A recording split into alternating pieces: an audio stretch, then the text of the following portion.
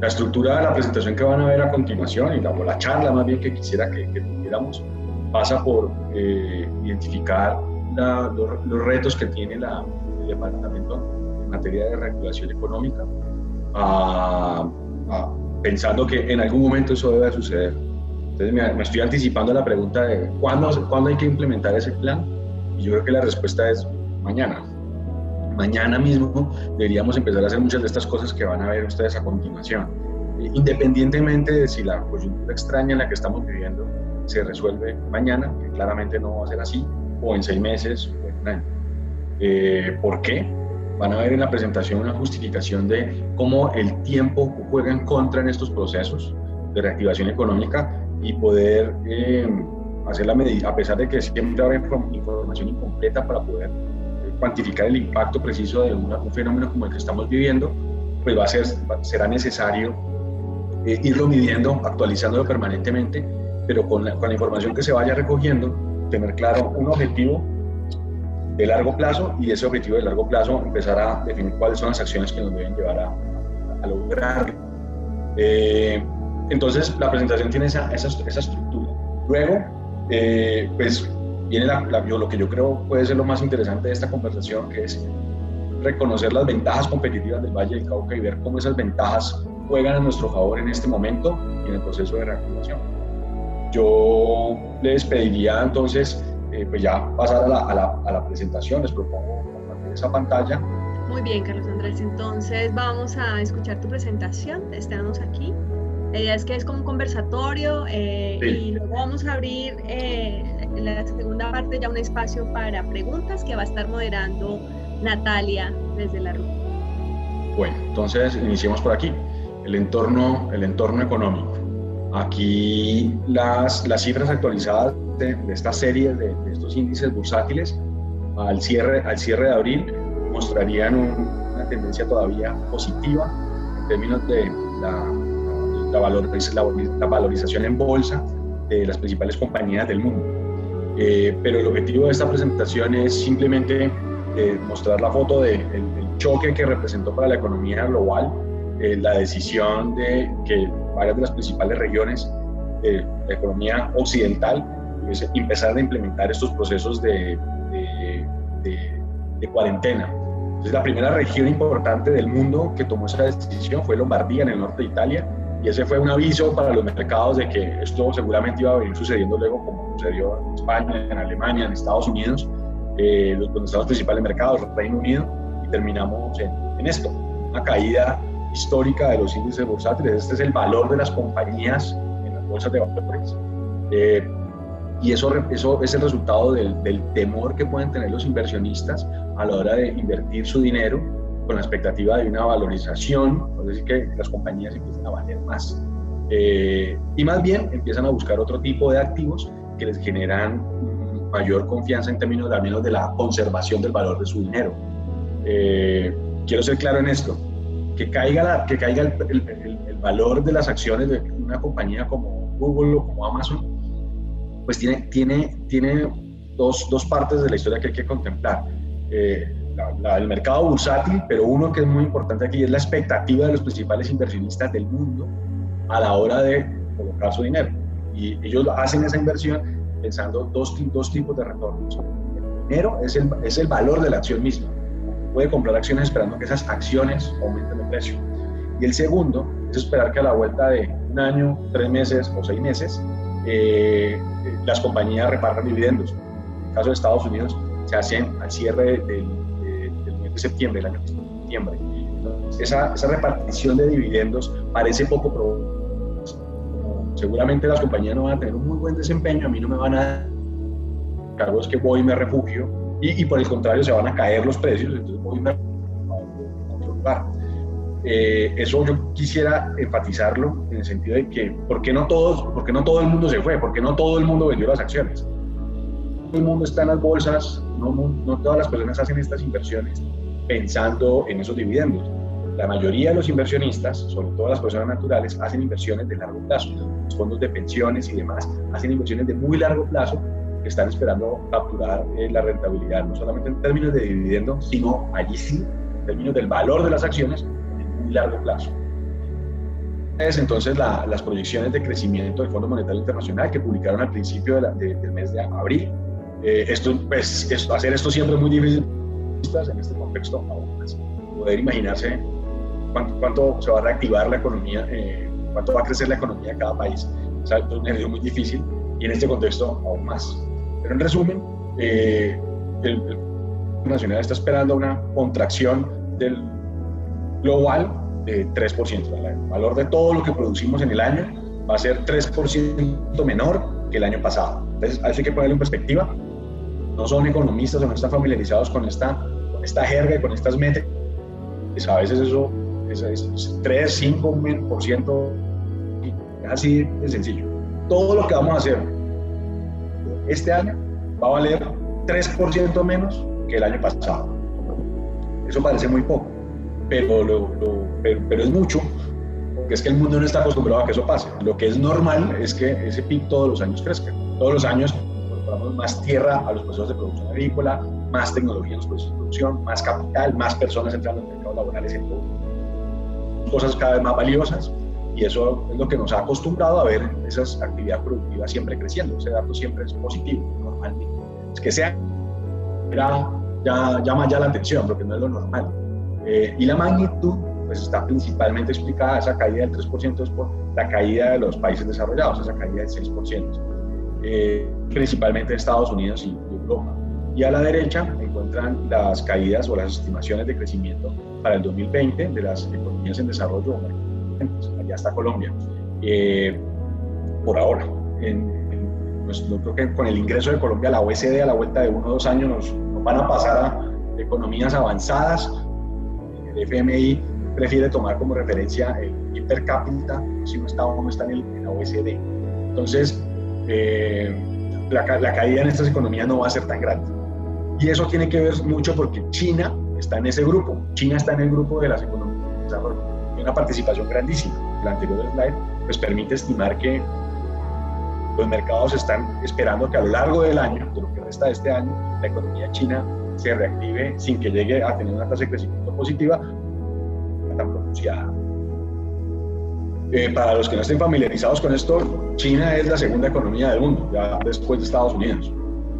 En el caso de Estados Unidos, a lo largo de abril, se acumularon en torno cerca de 30 millones de solicitudes.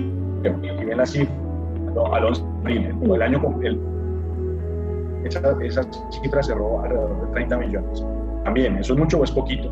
Eso en Estados Unidos trabajan 140, 150 millones de personas.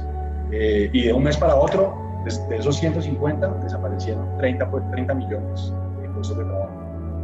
Eso es un golpe muy fuerte para la economía de Estados Unidos, pero lo sería para cualquier economía, porque estamos hablando de una reducción cercana al 20% del total de la fuerza laboral productiva. Entonces, es 20% de la gente que está trabajando y pues ponerlos a buscar trabajo o dejarlos en la casa. Eso fue lo que pasó en Estados Unidos durante el mes de abril. A lo largo de mayo, eso se acentuó más, es decir, que esa cifra de 35, 40 millones de personas. Eso para Estados Unidos es rarísimo. Estados Unidos está acostumbrado a tasas de desempleo del 4 o 5%, cuando ellos están en el 6%, sienten que el mundo se está acabando y hay una gran crisis. La natural de Estados Unidos es muy bajita, de 4%, y venían registrando los datos más bajos de toda su historia. Entonces, ese choque es grandísimo y es en buena medida la explicación de la contracción de la economía global, sobre todo del mundo de las economías desarrolladas. Trayendo esto a la región, a Colombia, a Sudamérica, aquí ven el listado de todos los países de Sudamérica y pues incluimos a México por la importancia de la economía, para poner en contexto las expectativas de contracción de cada una de estas economías a lo largo de este año. Entonces, el Fondo Monetario Internacional, al principio, importante destacarlo, estimaba una contracción del 4%. ¿Por qué se los digo? Porque digo que es muy importante. Eso hoy haya ocurrido en la primera semana de abril, porque todavía faltaba recoger toda esta información en abril.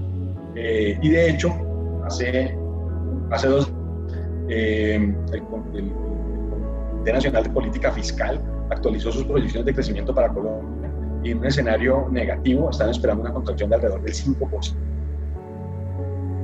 Cuentas que apuntan hacia ese lugar, y es más o menos dependiendo de cómo reaccionemos entre mayo y junio. En el contexto de esta pandemia, sería factible que tuviéramos una contracción del 5%.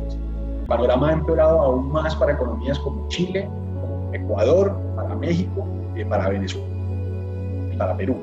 No tanto así para nosotros. O sea que es previsible que de esta gráfica en los próximos días, en las próximas semanas, todavía aquí, en el segundo lugar, con la economía que menos este grupo, pero con una mayor caída, ¿no? Todos van a tener una barrita gris más negativa, incluyendo Colombia, pero nosotros creemos en la Cámara de Comercio de Cali que esa contracción va a ser mucho mayor en los otros países, y en Colombia no tanto. Aquí pues valdría la pena que alguien levantara la mano y preguntara si entonces lo que tenemos es un consuelo, si es que no nos va a ir tan mal como el resto. Pues a veces en economía pues toca tener ese tipo de consuelos. ¿Por qué? Pues porque eso, más que pensar en eso es un consuelo de tontos, trata de entender ¿y qué es lo que tenemos nosotros de especial? O sea, ¿por qué la economía colombiana se va a contraer menos que el resto de las principales economías del continente? Y para allá vamos. Para allá voy a mostrarles un poco de qué tiene Colombia y qué tiene el Valle del Cauca de especial. Con un par de alarmas, y es que nosotros estamos al borde de perder el grado de inversión, que es una asignación que le entregan internacionales de riesgo a los países, fiscal, y estamos al borde de pasar a ese nivel de grado de inversión como especulativo. Si eso llegara a suceder, y ahí es donde el gobierno nacional tiene que moverse con mucha cautela tomando decisiones en torno al gasto y al esquema de financiamiento que está utilizando para reactivar la economía. Si llegáramos a excedernos en endeudamiento o a excedernos en gasto, pues es posible que pasemos a ese siguiente nivel. Entonces, yo quisiera que vieran aquí que la asignación de riesgo en las economías globales es un ejercicio de comparación, de consuelo de tontos, porque al final los que tienen la mejor calificación en un contexto como en el que nos encontramos hoy son aquellos que tienen una expectativa de desempeño menos mala. Entonces, que no seamos los peores del grupo, viéndonos muy mal este año, pues tiene como mérito es que los inversionistas globales siguen viendo a Colombia como un lugar al menos más atractivo que otras economías de la región en lo que resta del año para invertir su capital. Y eso tiene efectos directos sobre el financiamiento de las inversiones del gobierno, el financiamiento de las inversiones de las compañías, y algo que es muy importante, esta calificación de riesgo internacional. En la medida en que esos capitales se mantengan aquí o aumente su llegada, pues Colombia va a poder tener una paz o una tranquilidad mayor en términos de su tasa de cambio, nivel de inflación, frente a lo que pasa en los demás países. Y eso detonaría una espiral positiva para el país. En la medida en que sigamos haciendo la tarea mejor que nuestros pares latinoamericanos, el mundo nos va a seguir viendo como nos venía viendo, una economía seria, juiciosa, de un tamaño importante, en la que valía la pena invertir en su futuro próximo. Entonces, el gobierno tiene que ser muy cuidadoso en estas medidas de financiamiento, pero hay que destacar que lo está haciendo, lo estamos haciendo tan bien que pues seguimos conservando el grado de inversión en un contexto tan difícil como este. Solo el mes de marzo se registraron estas contracciones en los movimientos de carga entre los principales corredores logísticos de Colombia. Destacar pues la contracción importante de Bogotá-Buenaventura, de cerca del 24%, y eso tiene que ver con del 20% en el volumen, y eso tiene que ver de manera sustancial con las limitantes que están teniendo las empresas de Bogotá para exportar, no solamente por llegar acá, sino por las dificultades que hay de llegar a otros puertos. El comercio internacional se ha visto resentido, y estimaciones en torno a la actividad comercial del mundo muestran que este tal vez vaya a ser el año de peor desempeño en muchas décadas de los intercambios que realizan los países de productos y servicios. Eso se empieza a ver reflejado en la actividad de los puertos. Pues esto es de particular importancia para nosotros porque pues, la segunda ciudad más poblada del departamento es Buenaventura, de la actividad portuaria, y la economía portuaria se mide por dos variables, por la carga y por el número de embarcaciones que arriban. Solamente en el mes de marzo se registró una contracción del 28% en el número de buques que arribaron a bueno, habría que explicar por qué en Cartagena a veces la escala aquí nos genera confusiones. Cartagena y Santa Marta tienen un gran volumen de movimiento de embarcaciones porque tienen un esquema logístico distinto. Cartagena es el principal, Cartagena y Santa Marta son uno de los principales puertos de operación de transbordo de buques. O sea, muchos buques vienen cargados de Europa, de Asia, arriban a Cartagena, descargan y vuelven a cargar en buques más pequeños que distribuyen por las islas de Caribe. Esa actividad le genera un movimiento de carga mucho más grande a Cartagena. Pero desde el punto de vista de la operación comercial, ingreso y salida de mercancías, el puerto más importante de todos estos es el de Buenaventura. Otro aspecto importante a tener en cuenta y es que esa contracción de la economía de Estados Unidos, de España, Italia y de Chile nos va a dar un impacto adicional sobre el desempeño económico en el Valle del Cauca.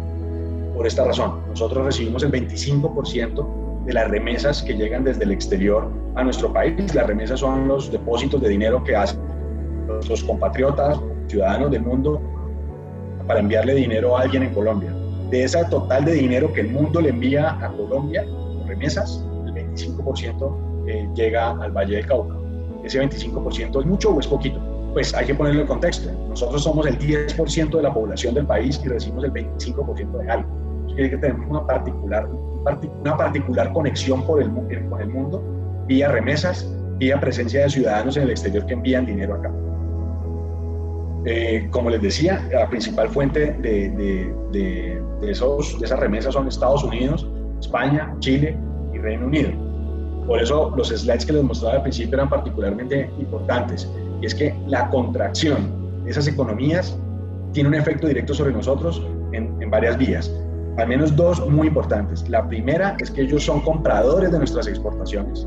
Y segundo, desde allá llegan las remesas hacia acá. Entonces, si recuerdan la cifra de los 30 millones de desempleados nuevos en Estados Unidos, pues dentro de esos 30 millones de desempleados, segurísimo hay muchos colombianos que ya no van a poder generar dinero para enviarle a sus familias en Colombia. Entonces el Valle del Cauca va a tener un choque de envío de remesas desde el exterior, como el resto del país, y eso pues va a limitar las posibilidades de consumo y de reactivación económica de nuestro departamento. ¿Qué tan importantes son esas remesas para nosotros? Desde el punto de vista, o sea, primero, somos muy importantes receptores de remesas para el país. ¿Y qué tan importantes son esas remesas para nosotros? Para ponerlas en contexto, en el año 2019, todo lo que recibimos de remesas fue equivalente al 90% de nuestras exportaciones. Es decir, todo lo que exportaban las empresas del Valle del Cauca, el valor total en dólares de esas exportaciones eran apenas un 10% más que el valor de las remesas. Es como si tuviéramos dos aparatos exportadores. Uno de empresas exportando productos y servicios y otro de unos colombianos enviándonos divisas desde el exterior. Casi del mismo tamaño en ambos frentes. Lo que esperamos es una contracción de ambos, una contracción de los envíos de remesas y una contracción de las exportaciones en el corto plazo. Ese ha sido el dato más bajo que ha tenido el índice de confianza del consumidor de FEDesarrollo desde que lo miden en el 2001. ¿Esto qué refleja? Pues que eso que yo les estoy diciendo y de pronto lo está haciendo sentir un poco pesimistas frente a la economía, pues ya mucha gente antes de oír este cuento lo está sintiendo. Que las personas que se están quedando sin trabajo, los empresarios que están viendo cómo sus ingresos se están reduciendo en los últimos 2 meses y las noticias que oyen por distintos medios, pues los hace reaccionar de esta forma.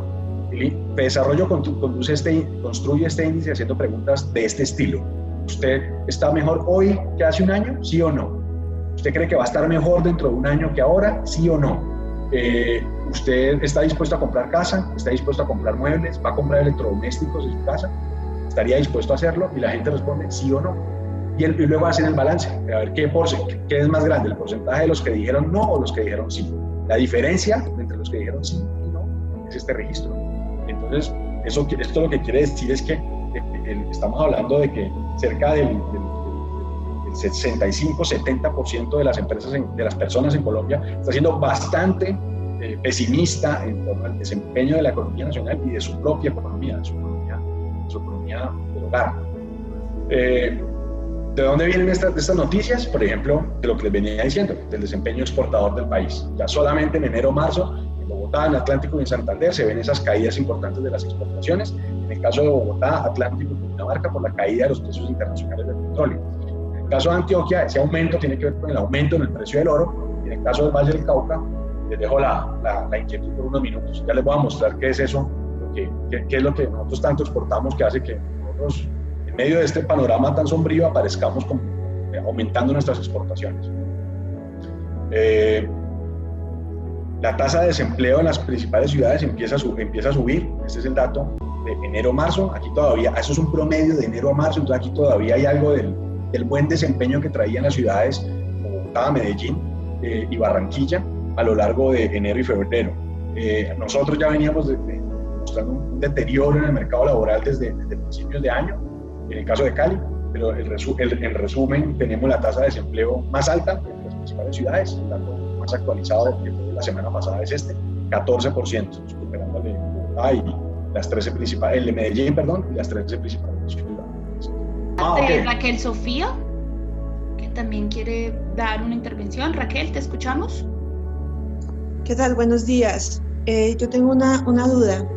Frente al mito que tienen los, yo diría que pequeños, micros empresarios, igual serían emprendimientos, las personas de las tiendas, los campesinos y demás que de alguna forma quisieran, sobre todo en este momento de la pandemia, que no tienen cómo mostrar sus productos, este susto que tienen, este miedo que tienen ellos con respecto a los impuestos, sino más, bueno, el mito es que las empresas tienen miedo a venir a Colombia porque hay muchos impuestos, Colombia es un país muy costoso y salen, eso es un mito, no sé si sea real, sino más los empresarios grandísimos que tienen miedo a venir o se han ido porque los impuestos son muy altos.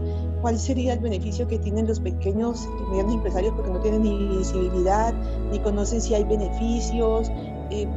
¿Cuál sería la brecha o cómo nos podríamos incentivar a que ellos logren salir de donde estamos en este momento, ¿no? Que estamos en esta crisis? Gracias.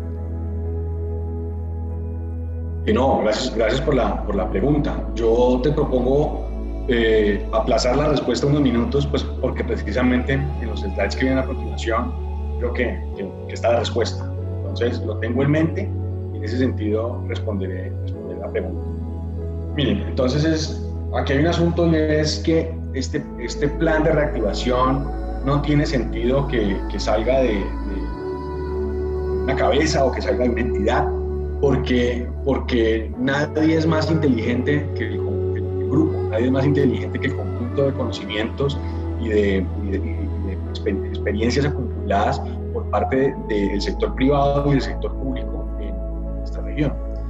El asunto es que sí alguien tiene que coordinarlo, porque si decimos hagámoslo entre todos, pero nadie controla el uso del micrófono, de la cámara o del PowerPoint, pues esto no sale bien. Entonces, en Colombia tenemos un espíritu democrático que pues es valioso porque pues, precisamente sentimos todos como ciudadanos que nosotros tenemos un deber y una responsabilidad de aportar nuestra opinión, nuestro punto de vista en todos los procesos, y eso está muy bien. El problema es que los mecanismos de participación algunas veces pueden enredar el proceso en el que se toman decisiones. Yo creo que los que viven en un edificio creo que saben que no hay nada más complicado que cambiarle la fachada a un edificio, porque hay que pasar por el filtro potente de la junta de propietarios del edificio. Entonces, ese es el caso en el que la democracia, al no tener claros los esquemas de toma de decisiones, puede hacer que ese espíritu positivo de todos participar limita las posibilidades de tomar decisiones. Más allá de que sean buenas o malas, es que no se toman. Hay una parálisis por participación. Entonces, para hacer, por ejemplo, una carretera en Colombia hay que hacer consultas previas, lo cual tiene un espíritu buenísimo y es consultar a las comunidades, darle a todos los alcaldes, hay que consultarle a todas las empresas que pueden verse afectadas, y eso hace que nosotros pues tengamos que esperar 2 años para empezar a hacer una carretera de 2 kilómetros. Ese balance en Colombia todavía no se ha encontrado, pero en el mundo económico, curiosamente, ha sido así. El espíritu de los esquemas en eso ha tenido que ver mucho planeación nacional, y es la forma en que Planeación Nacional ha diseñado esquemas de participación, la estructuración de estrategias de desarrollo económico en Colombia, que han hecho posible que poco a poco Colombia tenga mayor velocidad que los demás países de la región, estructurando planes o estrategias de desarrollo económico. Y este es solo un ejemplo.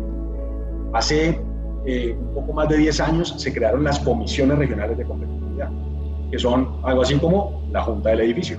Entonces, la Comisión Regional de Competitividad es un espacio donde el Gobierno Nacional dice, mire, el tema de competitividad es muy importante como para dejárselo solo a una Cámara de Comercio, o solo a una gobernación, o solo a una alcaldía, o solo a todos los gremios, o solo a algún gremio.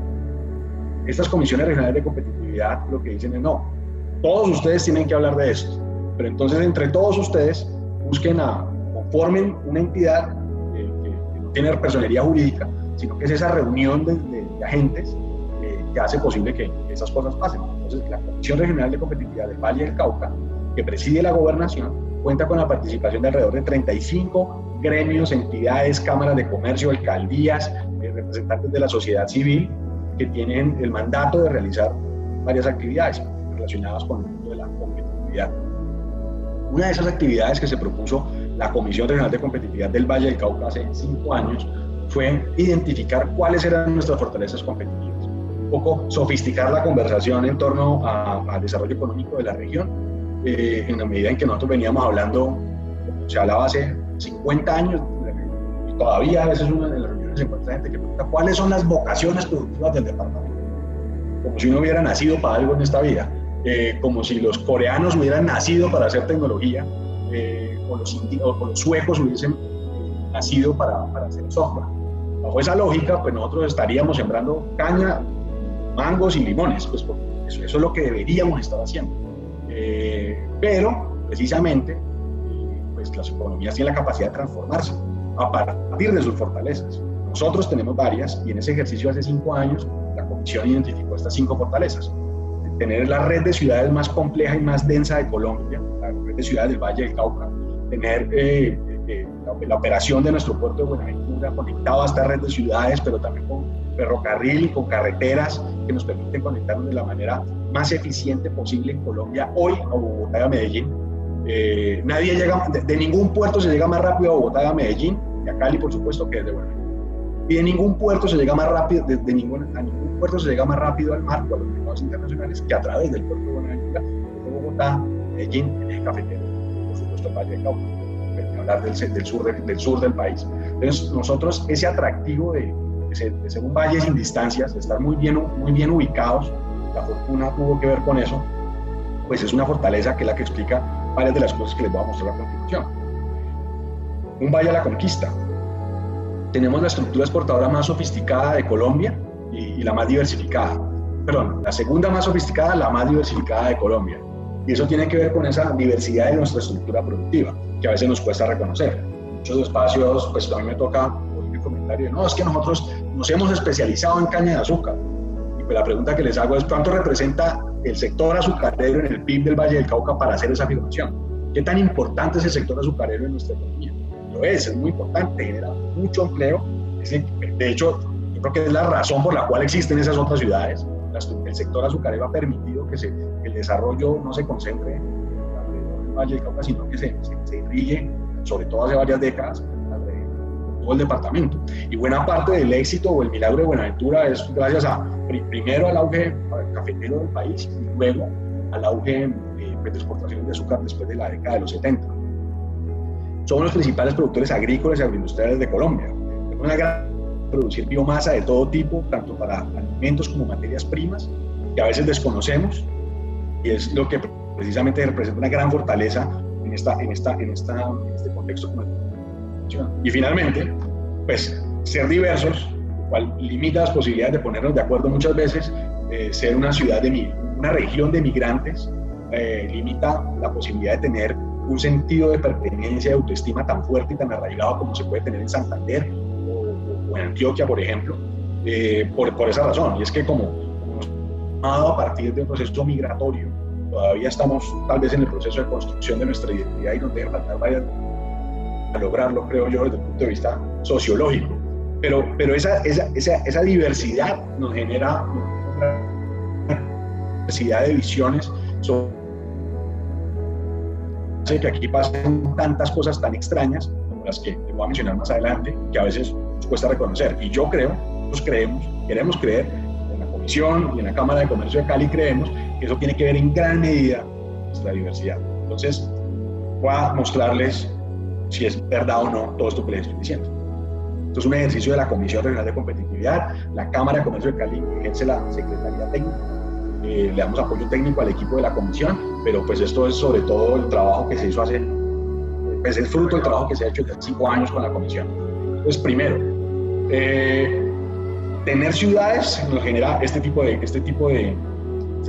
desafíos, y es que pues tenemos tantos casos, nos destacamos en el número de casos de COVID en este contexto, porque pues somos un valle de ciudades, somos un departamento bastante urbanizado, cerca del 90% de la población vive en cascos urbanos, en el departamento que está más conectado con el mundo desde el punto de vista de comercio y desde el punto de vista de las remesas, que espero que recuerden de hace unos minutos.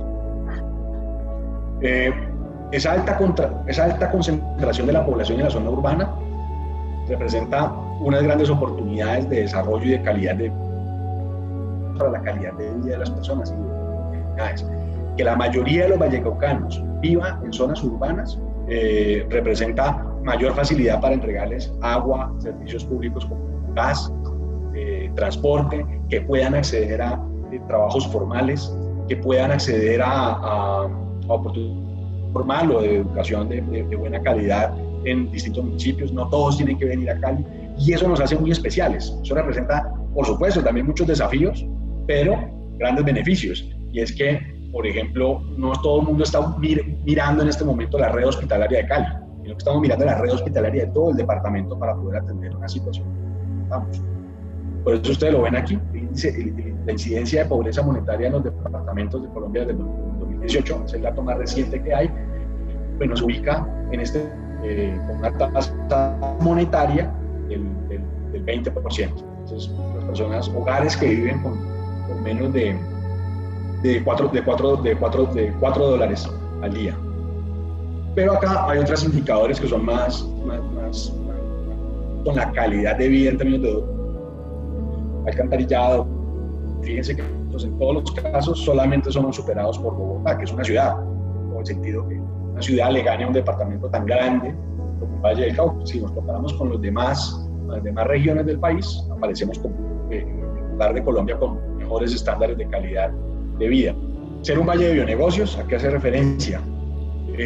Hoy somos los principales exportadores agrícolas y agroindustriales de Colombia, y lo hemos sido siempre, pero no sabíamos. La principal despensa de productos alimenticios de distinto tipo en Colombia. Por ejemplo, hay un de frutas que no se exportan en Colombia. Casi no saca el banano de exportación del Urabá, de Magdalena y de Antioquia. El Cauca es el principal productor de frutas del país, cosa que es poco conocida. Y lo interesante de esa historia es que eso ocurre en un departamento chiquito. Nosotros solamente somos el 2% del territorio nacional y aportamos cerca del 40% de la producción agrícola total de Colombia. Este dato los esté sorprendiendo, a mí me sorprendió mucho cuando lo vi hace algunos años. Este dato ha venido consolidándose, es decir, nuestra capacidad agrícola y agroindustrial es cada vez más robusta, y eso pues tiene como beneficio que somos grandes productores de alimentos para el país de origen bio, de origen agrícola. Eso está jugando muy a nuestro favor en este contexto, porque en este momento donde el gran desafío es el autoabastecimiento de alimentos, pues el Valle de Cauca levanta la mano y dice: yo puedo producir los alimentos que vamos a consumir en el Valle de Cauca, pero además tenemos la capacidad de tener mercados cercanos como el de Medellín, nos hemos consolidado como productores de proteína blanca. Lo que ven aquí al principio, la tasa de crecimiento, ese 11% es la tasa de crecimiento de la producción de proteína blanca, es decir, pollo, huevo y cerdo, en el Valle y en el norte del Cauca, permitiendo que en menos de 5 años el Valle se consolide como la principal región productora de este tipo de productos en el país. Eso tiene que ver precisamente con todo lo que les estoy contando. Entonces, al tener nuestro puerto operando, al Colombia renunciar a la producción de maíz y de soya, pues nosotros Colombia toma la decisión de importar implícitamente el 90% de su abastecimiento de soya y de maíz, que representa el 80% de los costos de producción de pollo, cerdo y huevo. Entonces, la mayoría de ese maíz y de esa soya que se está importando en Colombia está entrando por una ventana. Y eso ha hecho que las plantas de producción de alimentos balanceados que antes estaban en Antioquia, en Bogotá, en el eje cafetero, incluso en Santander, Tolima y en el Huila, se hayan movido en las últimas 2 décadas al Valle del Cauca o hayan ampliado su capacidad de producción en el Valle del Cauca. Y hoy nosotros somos los principales productores de alimentos balanceados de todo el país. Entonces las empresas santanderianas, como Incubadora Santander, orgullosa empresa santanderiana que está registrada en la Cámara de Comercio de Bucaramanga, es una planta de producción que aporta cerca del 70% de producción aquí en Caloto, en el norte del Cauca. Esto va a seguir pasando porque ese modelo pues no se va a revertir.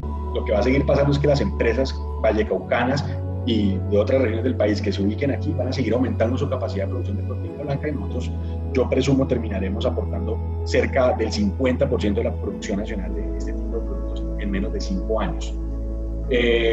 Entonces, fíjense cómo los mercados mayoristas de Bogotá y de Medellín empiezan a abastecerse en el primer trimestre de los productos que salen del Valle del Cauca. Entonces, esto es, o sea, del total de mercados mayoristas encuestados en Colombia, les preguntamos de dónde, o sea, del total de alimentos que salen a los mercados mayoristas desde el Valle del Cauca, ¿a qué mercados mayoristas llegan? Entonces, el 40% se quedan aquí, o sea, salen del Valle del Cauca al Valle del Cauca, se quedan aquí mismo, y el 22% llega hasta Medellín, el 12% llega hasta Bogotá. Ninguna otra región tiene una participación o un volumen de participación tan grande en las despensas de los bogotanos y los medellinenses como nosotros.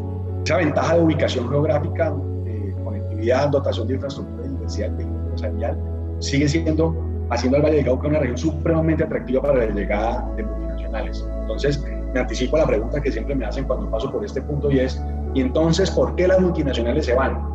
Y a alguien alguna vez le pregunté, ¿cómo qué empresa? Y me respondió Gillette. Gillette se fue hace 27 años, yo ni me acuerdo, yo era un niño cuando eso pasó. Lo que les digo, déjenla ir. Eso es como estar todavía llorando por la novia del colegio. Porque se fue Gillette, pero no estamos viendo que han llegado varias compañías de muy buen tamaño a ubicarse en el Valle del Cauca. La principal compañía productora de tejidos médicos o clínicos del mundo tiene una de sus mayores plantas de producción en el continente, en Latinoamérica, en la zona franca del Pacífico. Entonces, eso no lo vemos, no lo celebramos, pero nos quedamos pues con la tara de que Gillette se fue de aquí. Entonces, Mondelez se fue Mondelez, pero no nos acordamos que Confiteca, la compañía de confitería más grande de Ecuador, pues llegó hace 10 años y aquí está, no se ha ido y sigue creciendo. Que Bimbo tiene una de sus 2 plantas panificadoras más grandes del país, la tiene en Jumbo. Ese tipo de cosas empiezan a calar en la autoestima de la gente, entonces nos quedamos con que Gillette se fue y no nos deja ver que Hero Motors, la mayor compañía productora de motocicletas del mundo, tiene una planta de producción fuera de la India. Todas las plantas de producción de Hero Motors, la mayor compañía productora de motos del mundo, están en la India. Solamente tiene una fuera de la India. Y de todos los lugares del mundo donde podían ubicar su única planta de producción fuera de la India, escogieron el norte del Cauca. Nosotros seguimos siendo muy atractivos y eso precisamente en este momento nos ha permitido reaccionar de forma muy eficiente a la que nos encontramos. Colombia ha firmado tratados de libre comercio con muchos países del mundo y eso hace que cada vez nosotros nos consolidemos como una plataforma exportadora ideal para llegar a muchos. Y en este contexto esto va a jugar mucho a nuestro favor. ¿Por qué? Porque las compañías están tomando la decisión estratégica de no volver a concentrar su capacidad de producción en un solo lugar como lo venían haciendo en China.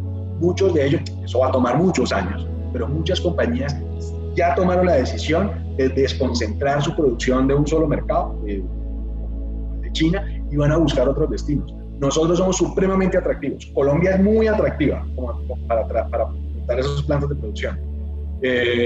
Y el Valle del Cauca sigue siendo la región más atractiva en Colombia para traer esas plantas de esas compañías multinacionales.